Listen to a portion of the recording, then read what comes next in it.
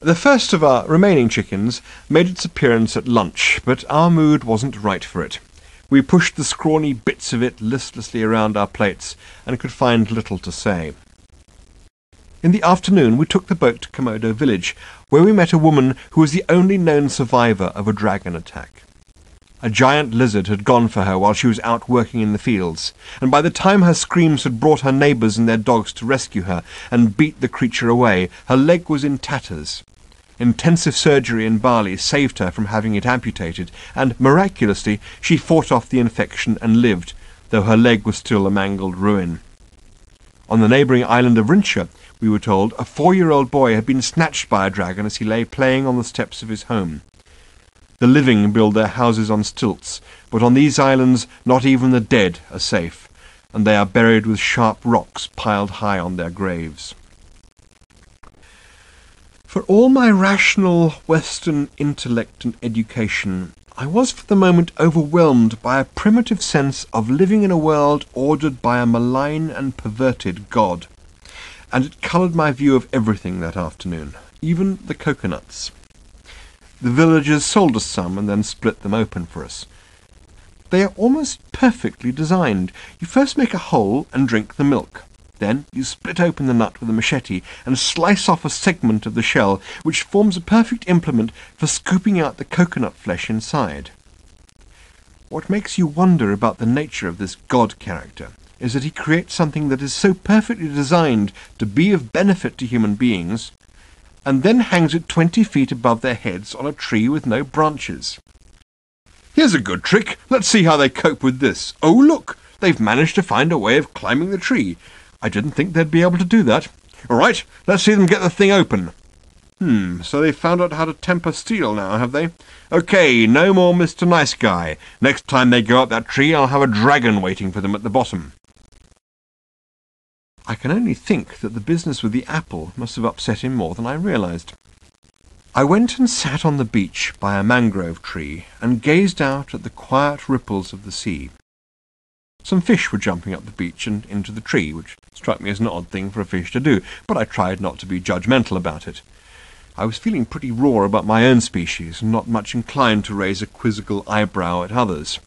The fish could play about in trees as much as they liked if it gave them pleasure, so long as they didn't try and justify themselves or tell each other it was a malign god who made them want to play in trees. I was feeling pretty raw about my own species because we presume to draw a distinction between what we call good and what we call evil. We find our images of what we call evil in things outside ourselves, in creatures that know nothing of such matters, so that we can feel revolted by them, and by contrast good about ourselves. And if they won't be revolting enough of their own accord, we stoke them up with a goat. They don't want the goat, they don't need it. If they wanted one, they'd find it themselves. The only truly revolting thing that happens to the goat is in fact done by us. So, why didn't we say something like, "Don't kill the goat"? Well, there are a number of possible reasons. 1. If the goat hadn't been killed for us, it would have been killed for someone else, for the party of American tourists, for instance.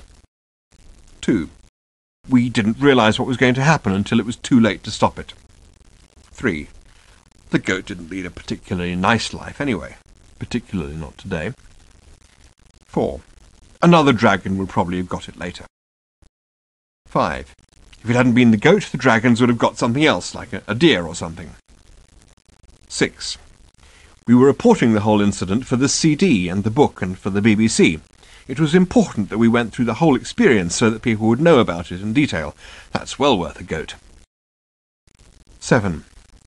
We felt too polite to say, "Please don't kill the goat on our account." 8.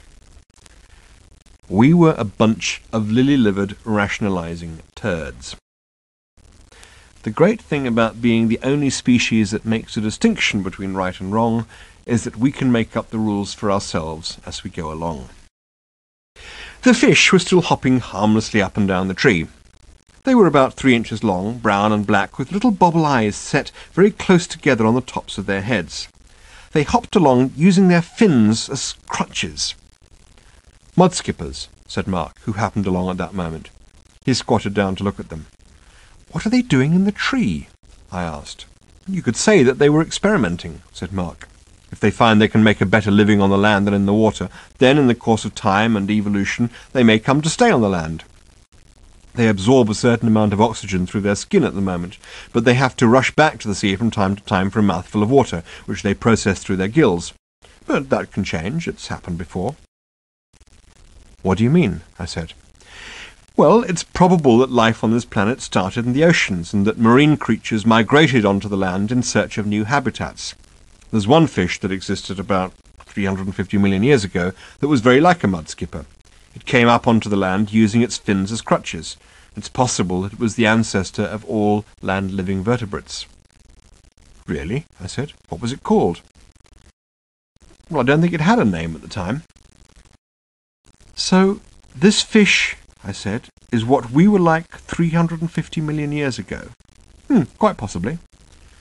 "So, in 350 million years' time, one of its descendants could be sitting on the beach here with a camera around its neck watching other fish hopping out of the sea?" "No idea," said Mark. "That's for science fiction novelists to think about. Zoologists can only say what we think has happened so far." I suddenly felt, well, terribly old as I watched a mudskipper hopping along with what now seemed to me like a wonderful sense of hopeless, boundless, naive optimism.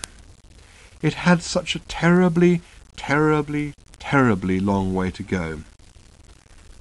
I hoped that if its descendant was sitting here on this beach in 350 million years' time with a camera around its neck, it would feel that the journey had been worth it. I hoped that it might have a clearer understanding of itself in relation to the world it lived in. I hoped that it wouldn't be reduced to turning other creatures into horror circus shows in order to try and ensure them their survival. I hoped that if someone tried to feed the remote descendant of a goat to the remote descendant of a dragon for the sake of little more than a shudder of entertainment, that it would feel it was wrong. I hoped it wouldn't be too chicken to say so.